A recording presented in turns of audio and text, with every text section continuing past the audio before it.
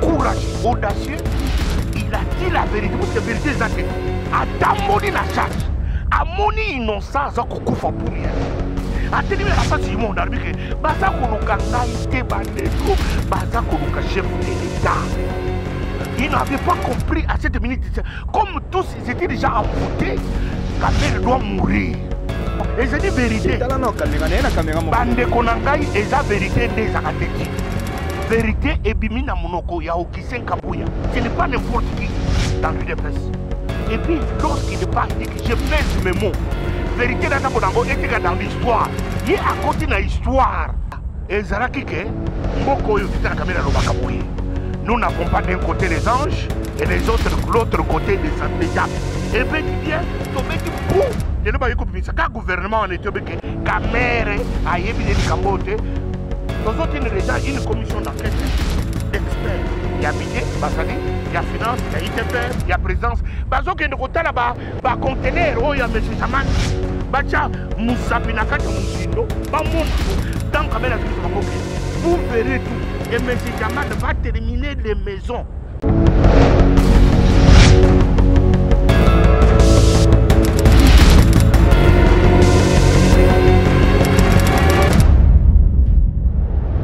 Merci Mbote na bandeko balandi ya Vision Plus Télévision toza awa lelo kande boyebi actualité outi ko bouger mokolo na lelo yango bomoni même na butu oyoyo biso mato déplacer to longo vraiment studio to kititi awa na terrain pour to landa invité boyebi ke mamboza ya ko bouger donc na MC bino boza la scotcher et lelo vraiment toza déplacer to yi awa na place des évoluer pour na ko offrir bino actualité à la une toza awa il y a quelques heures que secrétaire général il y a UDPS Augustin Kabouya Chilumbai alekina ba confrère na biso ya Top Congo pare ko dévoiler mambo nyonso FC Sala y compris approuvé innocence ya Vital Kamerhe directeur de cabinet de chef de l'État yango na biso moto ko sa analyse to bengie ya Chocho conseiller Chatumba oboyebi vraiment dans le ministère à budget boyebi camériste chouchou na diaspora vie Chatos ayana awa tout na yena mamango ya Vital Kamerhe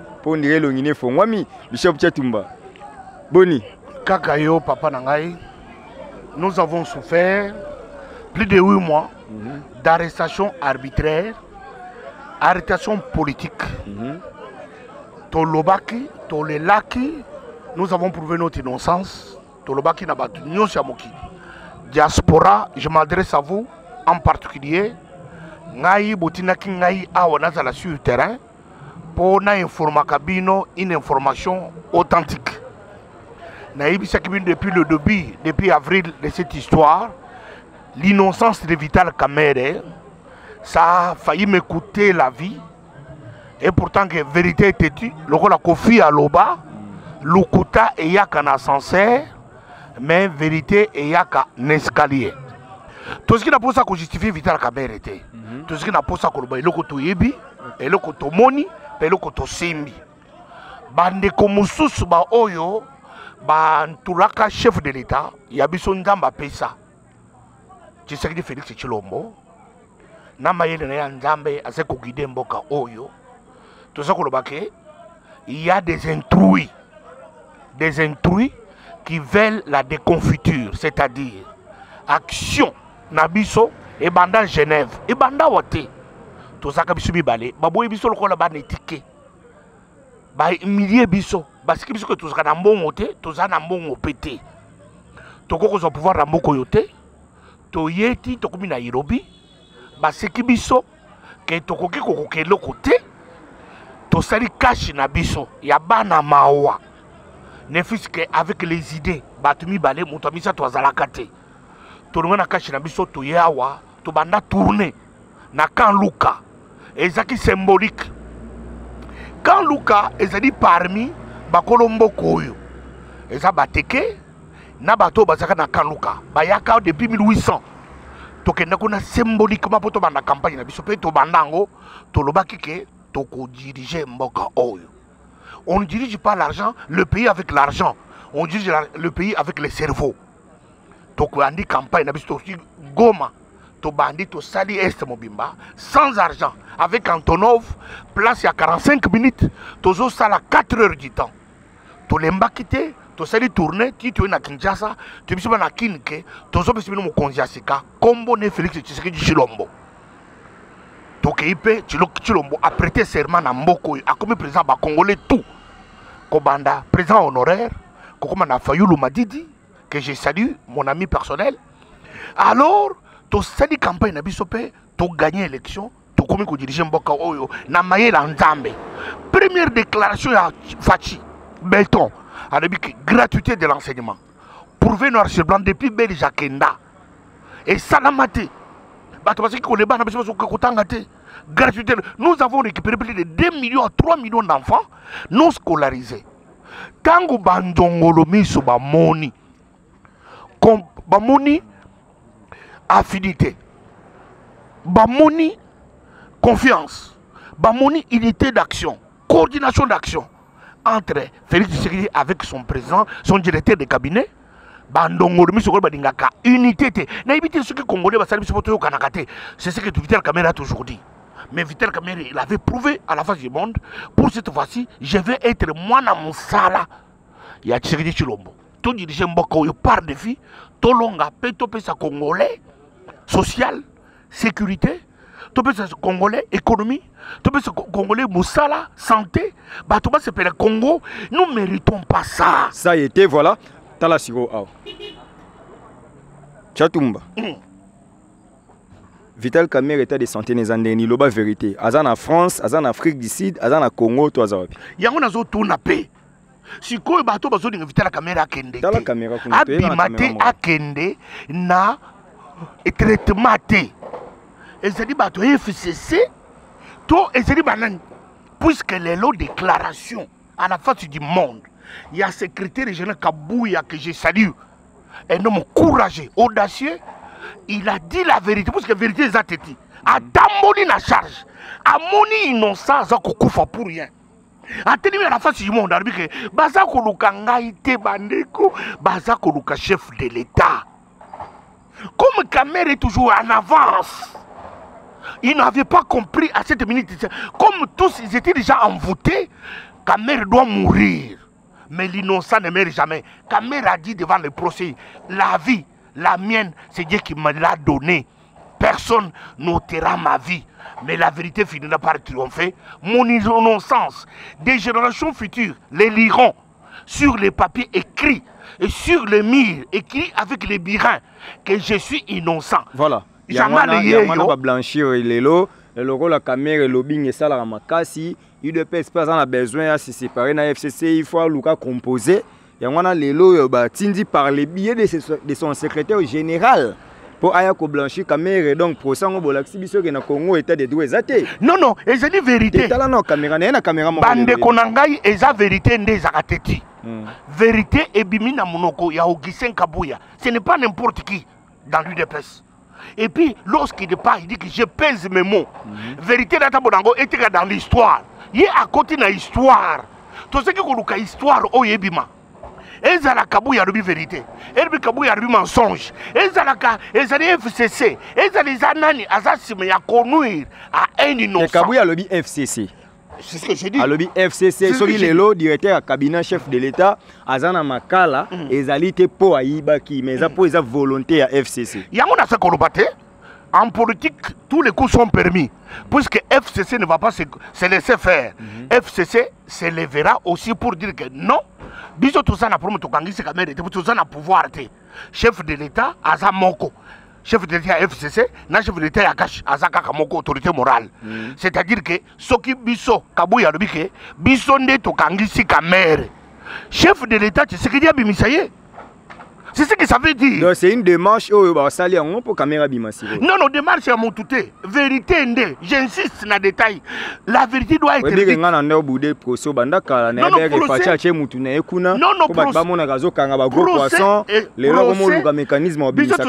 procès.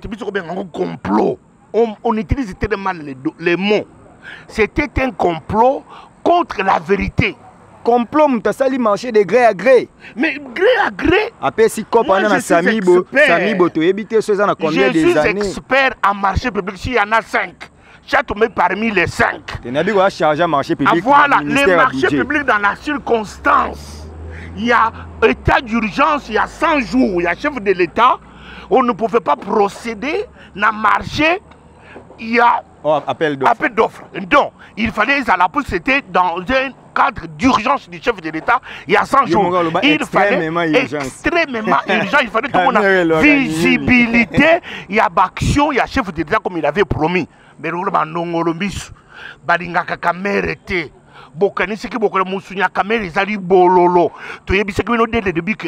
le procès de 100 jours contre le directeur des cabinets, des chefs de l'État, Vital Kamerhe, les coachs, les maîtres Google, et Zalaki politique, Boboyak, Torobaki Nabino, et c'est du procès intention. Boboyak, tu sais que c'est un procès visé, pas seulement visé Vital Kamerhe, parce que toute maison est fondée sur une fondation. Alors, il faut bien, la Bible dit ceci. On frapperait les bergers. On frapperait les bergers et les brebis seront dispersés. Il fallait pas frapper berger pour que berger n'a rien. Il y a des moutons bombaka, les contre-saints, il y a chef de l'État. Mais ceux qui t'ont frappé, il y a chef de l'État qui a la côté pas. Et Bérande, ça dit, mais esprit, il y a cash. Et ça dit, si le Vital Kamerhe et Félix Tshisekedi. Et ça sur les Bérande. Et Bérande va côté dans le mouvement, va côté parce qu'il a été pris. Mais tant qu'on cache ça là-bas, Bérande a quitté. Est-ce que Kamerhe a biki? Kamerhe a fait. Pourquoi? On a déclaration à Kabou et Salami. Kamerhe a été gravement malade. Oh. Il a perdu. Il a perdu 18 kilos. Oh Seigneur. Et puis tension, il y a Vital Kamerhe qui dit jusqu'à 8. Il y a un tout celui qui est le chef de l'État. Au bout de innocent. Exercer ton autorité constitutionnelle. Moutoua Batou, Abima, à ce traitement. Place Bino Bokolinga. Pour trouver Bino que nous n'avons aucune intention. Nous voulons la santé de l'homme est sacrée. La vie humaine est sacrée. Nous voulons que la santé de Vital Kamerhe d'abord. Puisque n'ambriema ya bandongo de miso. Tourne to perdre moto. Akufi ba to bakomi ko tubela après to ça sur na moto te. Mais loko nza mabiso so chance. Tozo simba ina na maboko. Attaque aux autres akubi ko ka poto poto zo bela poto poto. Azata na makasi ya kodé ate ya côté le matin maman mwangaza so bona pasi ko kumba ko telemisa ko lesa na lutu. Maman mwangaza. Chatule. Ah. Maman Mangasa, la lumière. Ah, bon. Maman Mangasa. Fondation La Colombe. Ah, voilà, vous comprenez, Yomoko. À ce moment-là, passe na kolesa, à comment pas prisonnier. Bande konangai. Tolanda déclaration yo avec des pincettes. Et ils ont dit vérité. Kabouya à lobby, ce n'est pas n'importe qui. À lobby que je connais les complots. C'est pour qu'il nous a rejoints. Abeti Lisolo ya Kabound Balongola comme premier vice-président FCC. Directeur à cabinet à chef de l'État, Azan à prison, FCC. Exact clair. Pourquoi on a dit Kopanando qui peut bino? Le lobo comment il m'a besoin FCC. Non, tout ça demande. Tala. Ezaraki ke mboko yo Vital Kamerhe lobakaboye. Nous n'avons pas d'un côté les anges et l'autre côté des diables. C'est le pays du Congolais. Même un pécheur, il peut se repentir. La Bible dit. Même Dieu ne veut pas que le pécheur meure dans son péché. Ce qui Batouana Bazaki, pécheur, Dieu leur avait donné l'occasion de se repentir. Et vous vous êtes fait Dieu pour les rendre aussi saints. Non. Les gens du FCC. Mais ce qui Batouabazongi, reconnaître que tu serais du président, a dirigé Bisso. C'est-à-dire qu'ils se sont repentis en quelque sorte. Il y a un truc qui va mboka, to composé mboka, to kende liboso, to traîner. Comme ça Congo cop na élection gagnée par Chilombo Tshisekedi wa Chilombo et puis avec son directeur de cabinet va diriger Mboko 100 jours et beti bien to beti bou le ba yiko bimisa ka gouvernement en Éthiopie Kamerhe a yebine di Kambote. Tous autres, il y a déjà une commission d'enquête d'experts. Il y a budget, il y a finance, il y a ITPR, il y a présidence. Bazo qui est de côté là-bas, conteneur, il y a M. Jamal. Bacha Moussapinakata Mouzindo, Bamonango. Tant que vous verrez tout. Et M. Jamal va terminer les maisons. Puisqu'il a déjà pris l'argent, Mbongo Yamboka et Kobunga Kakaboyete. Bayoka Kite, les lots, n'a pas le temps règle automatiquement la situation.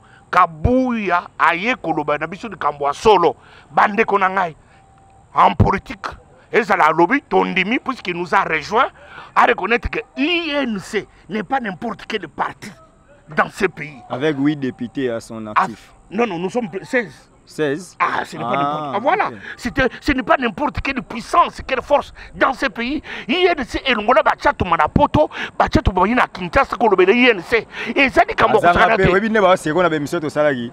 Ah, yo pose agino na mukandate, oyagi na loyenge skozo raisonner ka so caméra dayi. Nazana posa tenga na soki na mboka na ngai, mukanda na biso na seki na plus de 23 ans. C'est ngani. Ngai mon problème c'est caméra. Yo lelo so lingo ke poto faut ça démarche le roi biso nyonso. Problème ça te. Na uti na mboka na ngana, qu'est-ce que ça problème? Pourtant, on a 15 000. Ça ne m'a rien donné.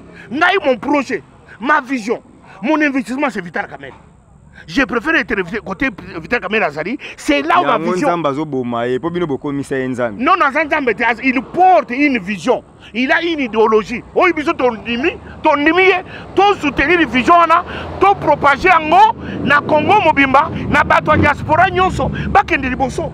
Nous voulons que Kamerhe akende azwa traitement na place bango bakolinga. Azwi traitement. Balobi boy. Bazwa ba docteur. Soki ya Suisse. Soki ya Afrique, ba déplacer ba docteur. Ba ya awa ba soigner Kamerhe awa abimande te. Ce n'est pas Kamerhe qui a dit que ba évacuer nga. Ce n'est pas Kamerhe qui a dit. Ce sont eux qui ont dit il faut l'évacuation. Et puis on dit que l'homme bizarre hein. Alors ce sont vice-ministre de la justice mutu ya IDPS. Ah voilà. Akekuna amoni Kamerhe azabiente mtasala déclaration to sala une émission. Lelo elongwe vice-ministre de la justice ou secrétaire général à IDPS. Non parce qu'ils ont compris là. Ils ont compris que COP na Nairobi ils ont compris que balingi babebisa biso parce que Kamerhe biso ki bango ke bazo lukane ngaite. Moi je peux mourir en prison.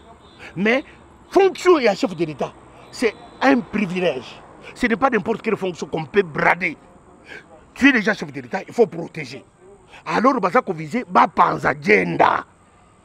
Le rôle, c'est qu'on va comprendre que la agenda. Il faut que tu aies ça. Pour faire que tu sais que tu chilombo, azala na musisa te pour balayer. Ne tout le monde va te communiquer toujours lié. Toujours répéter ma cambo Vital Kamerhe.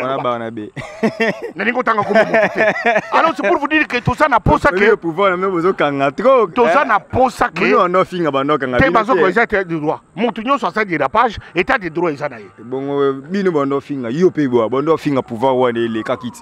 Bando kanga bino boye. Autre temps, autre mers. Ce qui na contexte wana mokonzi wana akanga ki bisote gloire à Dieu. Mais nazana problème na yete, aza déjà motu tout ça na kata force moko. Tout ça n'a pas ça que makambo kabuya alobi lelo babimisa Kamerhe ba innocenté ye ba akité ye puisque c'est un complot. Naza ko insister balinga ba bomanga na mboko yo puisque naza ko lo mission oyo le kanga c'est un complot pes ba respecter accord c'est un complot. C'est un complot. C'est un complot politique. On veut éliminer Vital Kamerhe. Aujourd'hui, noir sur blanc, c'est un complot. Le Colo doit reconnaître que c'est un complot. Fachi Alobaki Boy. Pendant son règne, Moutoko s'en a prison plus qu'à finir. Moutoko s'en a prison plus qu'à l'accès Moussapi. Alors c'est pour dire que Azan a prison, va condamner, va bazuye, va attendre le service de renseignement. Alors c'est pour vous dire que Nazari Kosenga, na chef de l'État, c'est Chilombo. C'est que ton droit est mon ami. Kamerhe Sikoyo, ce qui a continué dans l'hôpital, parce qu'on a traité, c'est votre Korobanine, ton Korobake, FCC, Azan a pouvoir ni Nambokoyo, il n'est pas diriger tout. Mais ce qui est à présent, c'est maintenant le moment où l'école, mon entier reconnaître que Vital Kamerhe a dit inutilement na prison, il y a mon mituna qui mituna botono, oui, Shanghai, jamais la jumeau. C'est lui qui a pris ministre qui a financé Wana, ministre banque, gouverneur de la banque Wana.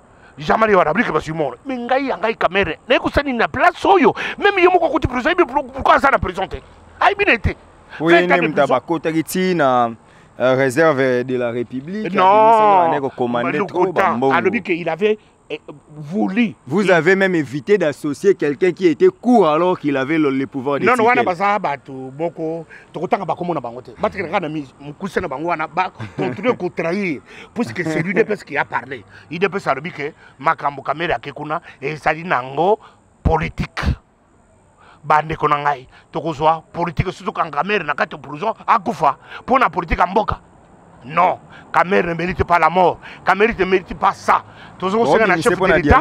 Toujours premier ministre. Dialogue, mboka ni nezanga dialogue. Dialogue ko sa mata ba façon. Oh non, c'est un carte politique ya Fatina Kamer na Kabila. Carte ba Kamer na prison ba c'est carte.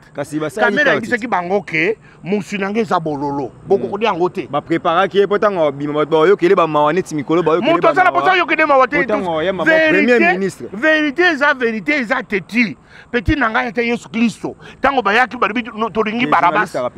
Ah non non il est misangai ozale ki nanga na nzoto mais promesse ate il est misangai petit nanga motema na dinga kayo soki monoko bete ki ba ko misangai nga chato na pesa ka batu nyonso na musana na bango mais soki papa journaliste nangai soki Yesu Kristo atelemaki bazui Barabas bapesi mais vérité za tete soka ba reconnaître que mutoyo il est fils de Dieu botika Vital Kamerhe azo soina ye azo traitement na ye vérité yangoyo to dingite na bisaki chef de l'État na Chiluba mukade Tshisekedi ni kwele tuyanda mukade Tshisekedi ni kwele tuyanda Tshisekedi wa Tshisekedi mukone Chilombo wa Tshisekedi wa Tshisekedi mulumba ni kwambiri ni papa wanyi umvoro bokuro bulobo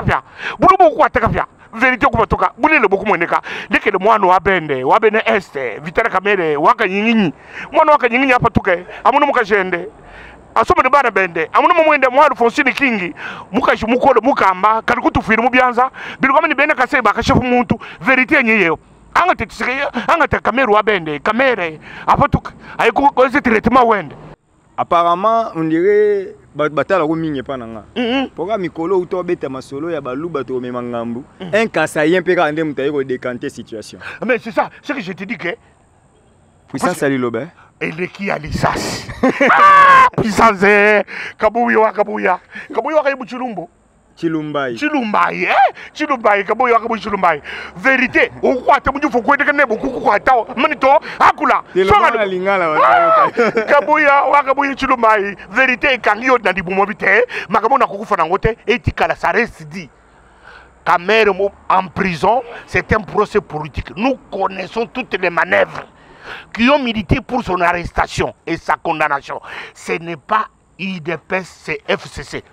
Que ça soit FCC, que ça soit FCC, que ça soit IDPS, nous voulons la liberté et l'acquittement de Vital Kamerhe. C'est ça la vérité. Mais c'est ça la justice. C'est ça la justice. Et là maintenant une preuve qui. Il y a des preuves. Il dit qu'il a des données vraies. Il connaît toutes les manœuvres qui ont causé cette arrestation et cet emprisonnement. Tala, boza na courage. Oh, Kamerhe ça la sous politique. Est-ce que vous pouvez ça ça abandonner politique? Boza monter maman. Inéligibilité. Est-ce que ça là? Atabino moko. Oh, chatumba ça la sous politique. Est-ce que na place la manière politique boza laka? Et donc ni ko kozang se mutu politique. Kamerhe abumaka mutu. Abuma nani? Rien.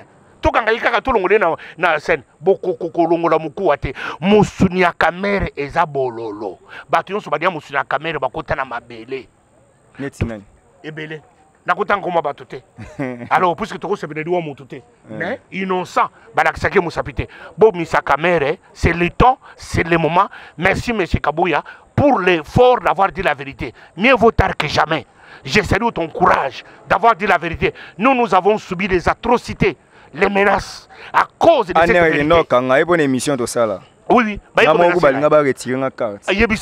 Puisque chaque baloba qui est procès politique. Lelo vérité bimi poisa. Bozo Kamerhe bato bo bimi saye. Toza na posa na ye.